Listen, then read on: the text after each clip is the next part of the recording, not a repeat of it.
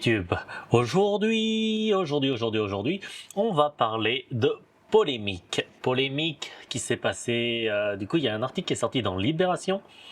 J'ai pas été au courant plus tôt, mais j'ai trouvé cet article plutôt intéressant. Et on va s'y attaquer tout de suite. Je rappelle le concept de l'émission, on revoit l'actualité. Enfin, on revoit. Je vous propose des articles de l'actualité nippone ou dans les environs du Japon. Et vous me dites ce que vous en pensez dans les commentaires. Voilà, c'est clair, net, précis. Du travail de feignant. Tout à fait. Allez, on est parti. Polémique. Les JO de Tokyo, nouvelle démission après un scandale. Au relent de grossophobie. Le directeur artistique de l'événement vient de démissionner après la révélation de propos insultants visant Naomi Watanabe. Naomi Watanabe, c'est la personne que vous voyez à l'écran. Une influenceuse très en vue dans l'archipel. Il y a un mois, c'est le président du comité d'organisation qui rendait son tablier à cause de paroles sexistes. On y est en plein dedans de toute façon. Nouveau scandale. Ma lampe. Nouveau scandale, nouvelle démission. À 4 mois de l'ouverture des Jeux Olympiques de Tokyo, le directeur artistique de l'événement, Hiroshi Sasaki, vient d'annoncer qu'il quittait son poste après la publication de commentaires offensants sur le physique d'une célébrité japonaise. Un tabloïd nippon a révélé mercredi qu'Hiroshi Sasaki avait fait preuve de grossophobie envers la comédienne et star japonaise des réseaux sociaux Naomi Watanabe. Il y a un an, en mars 2020, alors que les Jeux Olympiques n'étaient pas encore reportés à cet été, en raison de la pandémie, Hiroshi Sasaki avait en effet suggéré à des collègues de faire apparaître Naomi Watanabe dans un costume rose avec des oreilles de cochon lors de la cérémonie d'ouverture.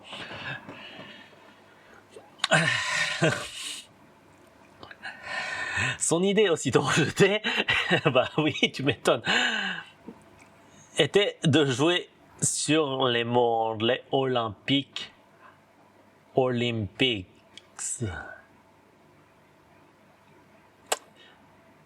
Pic signifiant port dans la langue de Shakespeare.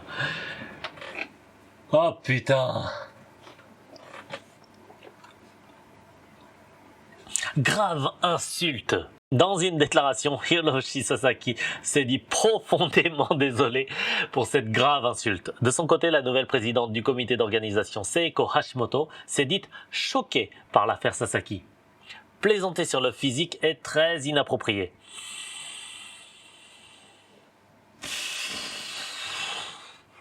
On est au Japon, vous savez. Plaisanter sur le physique... Bon, passons. A-t-elle déclaré lors d'une conférence de presse convoquée dans l'urgence, ajoutant qu'elle comptait rapidement remplacer le directeur artistique. Je suis sincèrement surprise, a réagi Naomi Watanabe. Je suis heureuse avec la forme de mon corps. Et ça, c'est très bien.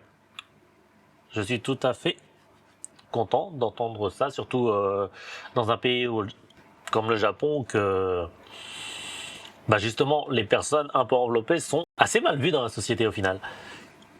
À moins d'être un salaryman de 40 ans et que c'est normal d'avoir un bidon.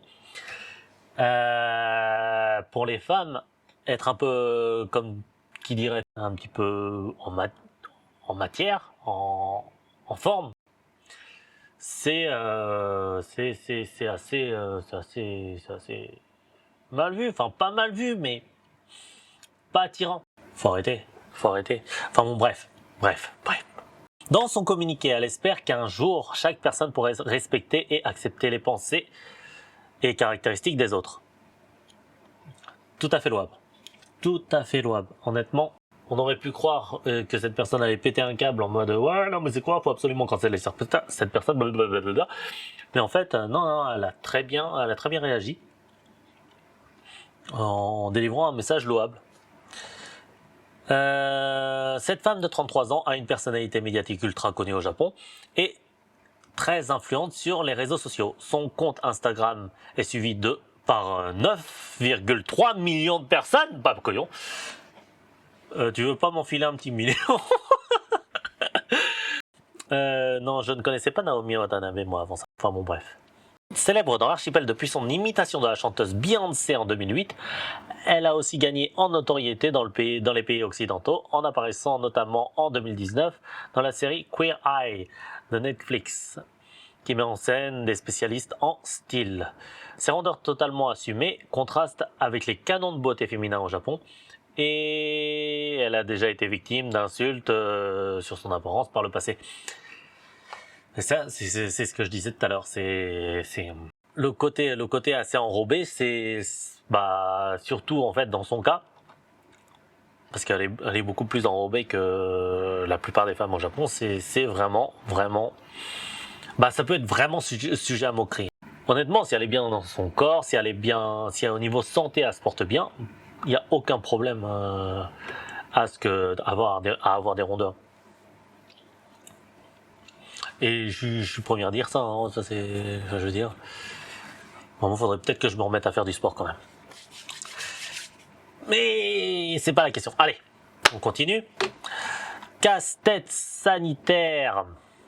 Cette affaire survient à peine plus d'un mois après la démission fracassante de Yoshiro Mori, le président du comité d'organisation de Tokyo 2020, poussé vers la sortie après avoir affirmé que les femmes parlaient trop lors des réunions. Oh punaise, celui-là je m'en rappelle. Ça avait été ça. Oh là là là là là là là là. Oh, ça aussi ça avait fait du bruit. Oh punaise. Qu'est-ce qu'il a pas sorti dans un contexte aujourd'hui qui est qui est de plus en plus. Enfin, je veux dire, là c'était clairement du sexisme et ça valait clairement un blâme. Mais ouais, on est clairement de toute façon dans l'époque de la cancel culture, dans l'époque du progressisme. Il a très mal choisi ses mots pour l'époque. Enfin bon, passons.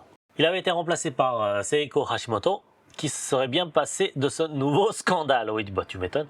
Les organisateurs ont en effet fort à faire, alors qu'ils luttent déjà contre le scepticisme du public japonais vis-à-vis de la tenue des jeux cette année en raison de la pandémie. Je veux pas être dans le scepticisme non plus, mais moi j'y crois moyen aux chiffres annoncés par notre cher gouvernement, le gouvernement japonais concernant les taux de corona au Japon. Enfin bon bref, ça c'est mon point de vue personnel, vous n'avez pas à en tenir compte. Voilà. Enfin en tout cas, voilà. C'est ce qui se passe en ce moment au Japon. Une news du coup qui est sortie le 18 mars le 18 mars dans Libération, donc je suppose qu'elle a dû sortir 1 ou 2 jours avant. Voilà, c'est fini pour cette news. C'est fini pour cette vidéo. N'hésitez pas à me dire en commentaire ce que vous pensez de la chose, et je vous dis à très bientôt pour de nouvelles news. Ciao.